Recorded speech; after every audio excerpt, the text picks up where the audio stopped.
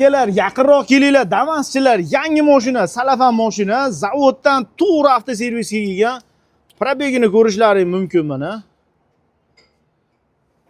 273 kilometr yangi yurgan mashinani akamiz servisimizga olib kelishdi. Mashina juda ham qattiq holatda, mana balon o'ynayapti, lekin mashinani o'zi o'ynagani yo'q. Pilos, rullari juda ham og'ir holatda. Mashinani chotka qilib, rullarni gidravlikaga qilib, qayiqqa o'xshatib beramiz mashinani. Nech pul ketadi, qanaqa bo'lganini qo'yamiz. Ungacha bittadan like bostiringlar, biz boshladik. Akalar, mashinamiz tayyor bo'ldi. Sizlarga yurib ko'rsataman mana. Shunday bitta kafta buriladi rol. Birinchisi bu. Ikkinchisi, endi yamani yo'lni ko'rsatayman mana.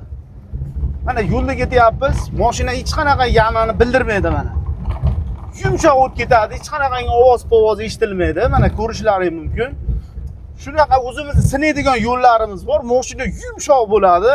Akalar, shunaqa xizmat kerak bo'lsa, bemalol murojaat qilaverasizlar. Nomerlar qoldiramiz. Videoni yangi Damas olganlarga jo'natib qo'yamiz. Sog' bo'linglar.